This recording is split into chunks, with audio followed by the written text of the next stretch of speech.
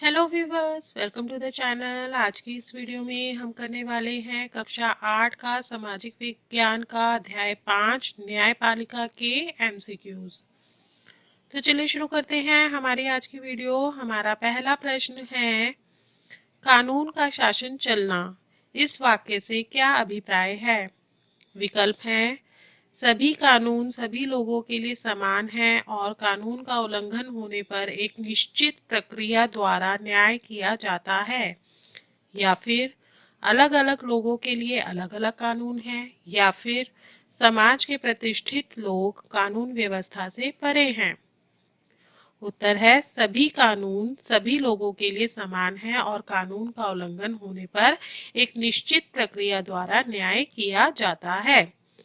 Means कि भारत के अंदर जो भी नागरिक हैं, जितने भी नागरिक हैं, सभी के लिए कानून बराबर है। सभी लोगों को न्याय समान रूप से दिया जाएगा।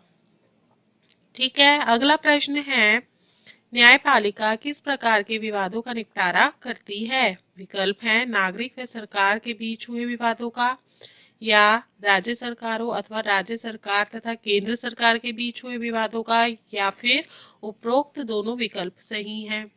उत्तर है, उपरोक्त दोनों विकल्प सही हैं। न्यायपालिका हर एक प्रकार के विवादों का निपटारा करती है। चाहे दो नागरिकों के बीच के अंदर कोई विवाद हुआ हो तो उसका निपटारा भी न्यायपालिका करेगी। नागरिक व सरकार के बीच में कोई विवाद हुआ हो किसी मुद्दे को लेकर, तो उसका निपटारा भी न्यायपालिका में किया जाता है। जनहित याचिका दायर होती हैं और न्यायपालिका उस पर विचार करती है। या फिर राज्य सरकारों के बीच में दो अलग अलग राज्य हैं, उनके बीच में कोई विवाद हो गया तो न्यायपालिका उसको सॉर्ट आउट करती है। राज्य सरकार तथा केंद्र सरकार के बीच में किसी मुद्दे के ऊपर कोई विवाद हो जाए तो उसका निपटारा भी न्यायपालिका ही करती है। अगला प्रश्न है, संविधान की व्याख्या का अधिकार मुख्य रूप से किसके पास है? विकल्प है, प्रधानमंत्री, या न्यायपालिका, या फिर राज्य सरकार। उत्तर है न्यायपालिका।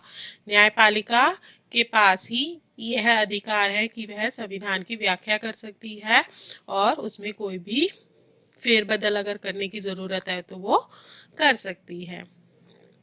अगला प्रश्न है, न्यायिक समीक्षा के अनुसार न्यायपालिका के पास अधिकार है कि, विकल्प है, वह कानून में संशोधन कर सकती है, या फिर यदि नया कानून संविधान के आधारभूत ढांचे का उल्लंघन करता है तो उस कानून को रद्द कर सकती है, या फिर उपरोक्त दोनों विकल्प सही हैं।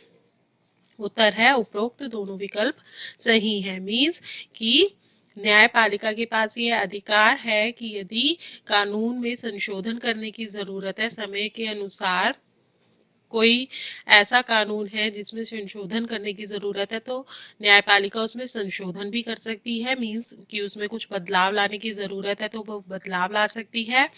या फिर यदि कोई नया कानून बना है, सरकार ने कोई नया कानून बनाया है और वह कानून जो है वो मौलिक अधिकारों का उल्लंघन करता है या संविधान के आधारभूत ढांचे का उल्लंघन करता है, किसी भी प्रकार से संविधान के विरुद्ध है या संविधान का जो ढांचा है उसका उल्लंघन करता है, तो न्यायपालिका के पास ये अधिकार है कि वह उसको पूरी तरह से रद्द कर सकती है, उस कानून को, नए कानून को।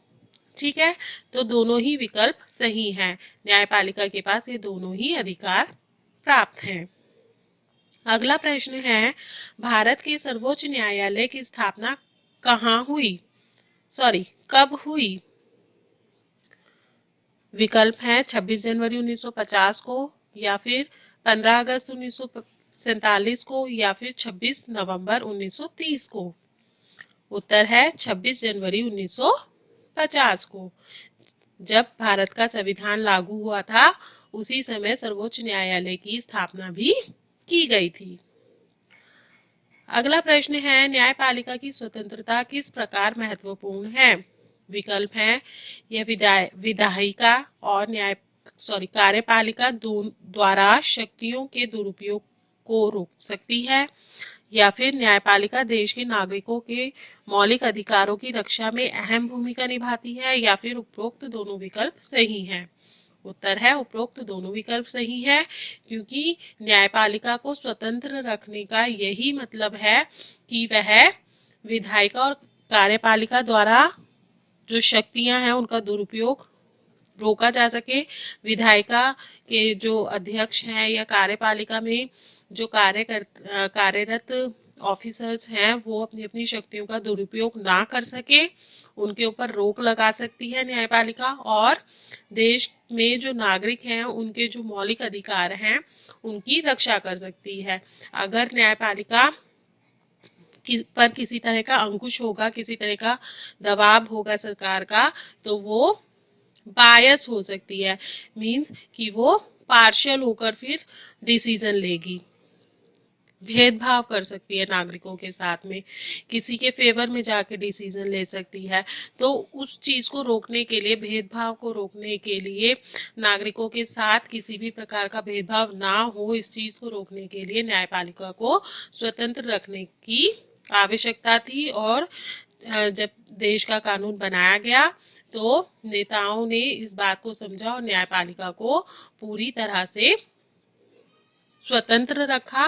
और इसका जो महत्व है वो इस तरह से जाना जा सकता है कि वह विधायिका और कार्यपालिका की शक्तियों पर भी अंकुश लगाती है ताकि वो उनका दुरुपयोग ना कर सके, और नागरिकों के मौलिक अधिकारों की रक्षा भी करती है। अगला प्रश्न है, भारत में कितने स्तरों की अदालतें हैं? विकल्प है 1 स्तर की, या फिर 2 स्तर की, या 3 स्तर की। उत्तर है 3 स्तर की। 3 स्तर की अदालतें हैं। एक जिला स्तर पर अदालतें होती हैं जो कि लोअर कोर्ट कही जाती है। फिर उसके ऊपर आती है उच्च न्यायालय, जो कि हर एक राज्य में एक एक है। कुछ एक स्टेट्स हैं जिनकी एक कॉमन उच्च न्यायालय है। और सबसे ऊपर होता है सर्वोच्च न्यायालय, जो कि नई दिल्ली में स्थित है।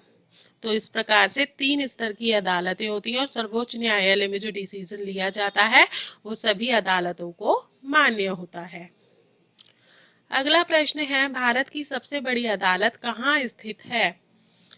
विकल्प है कोलकाता, या फिर नई दिल्ली, या फिर मुंबई।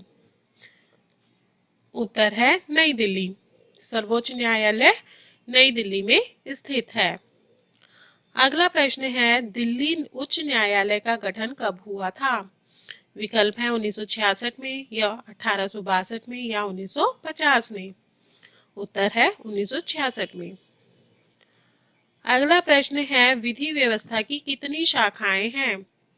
विकल्प है 1 शाखा, या फिर 2 शाखाएं, या फिर 3 शाखाएं। उत्तर है 2 शाखाएं। कानून 2 प्रकार के होते हैं, दीवानी कानून और फौजदारी कानून। दीवानी कानून के अंतर्गत आते हैं छोटे मोटे जो लड़ाई झगड़े हो जाते हैं, किराएदार मकान मालिक के बीच में लड़ाई झगड़े हो गए, या फिर चोरी का हो गया, छोटे मोटे जो